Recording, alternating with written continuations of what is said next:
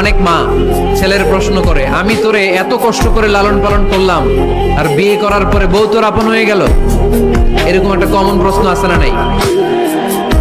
এক চালাক ছেলে মারে উত্তর দিছে, মা তুমি মা ডাক শোনার জন্য জীবনে কি কষ্টটাই না করছো।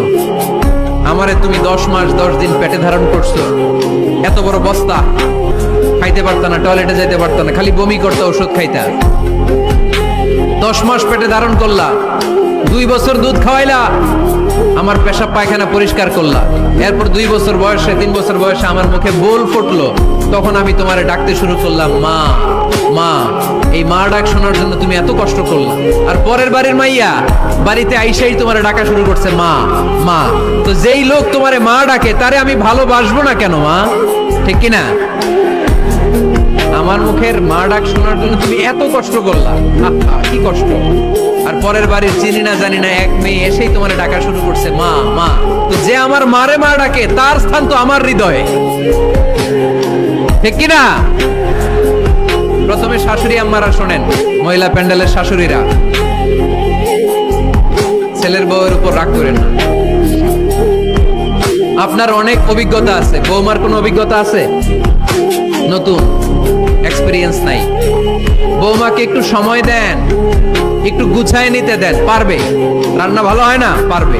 ঘুম থেকে দেরিতে উঠবে আস্তে আস্তে। আপনাদের সাথে মানায় চলতে পারে না, পারবে, সব পারবে। আপনিও একদিন পারতেন না। আপনি যখন প্রথম বৌমা হয়ে গেছিলেন ওই কথাগুলো খেয়াল করেন, আপনার দিনগুলো তখন কেমন কেটেছিল। এজন্য পাড়াডা গায়ের শাশুড়ি আম্মারা, বউদের উপর জুলুম করেন না, অত্যাচার করবেন না। অনেক শাশুড়ি আছে পান থেকে চুন খসলে বদদোয়া দেয় বৌমারে, আছে না নাই? কিন্তু এটা কল্পনা করে না যে এটা আমার নিজের পেটে ধরা ছেলের বউ। এই মেয়েরে বদদোয়া দিলে তো আমার ছেলের পরিবারের ক্ষতি, আমার নাতি নাতনিদের ক্ষতি। এই কমন যোগ বিয়োগটা বুঝে না। কষ্ট দিবেন না বৌমাকে, খেয়াল রাখবেন। আপনি যদি আপনার বৌমাকে কষ্ট দেন, আপনার নিজের মেয়েটাও বৌমা হয়ে আরেক বাড়িতে যাবে, সেও সেই একই কষ্টগুলো পাবে। এগুলো যখন আপনারে শোনাবে তখন আপনি শান্তিতে থাকতে পারবেন না। চিল্লায় বলেন ঠিক কিনা? পারবেন না আপনি শান্তিতে থাকতে। নিজের মেয়ে সকাল 11টায় ওঠে, ওইটার দোষ নাই, বৌমা কেন উঠলো না, ঝামেলা আছে না নাই? এটা করবেন। এবার বৌমারা, এই যুগের মেয়েরা, পাড়াডগারের বৌমারা যারা আছেন, বউ খবরদার শাশুড়ির সাথে বেয়াদবি করেন না, বেয়াদবি করবেন না। শাশুড়ি আপনার মায়ের মতো।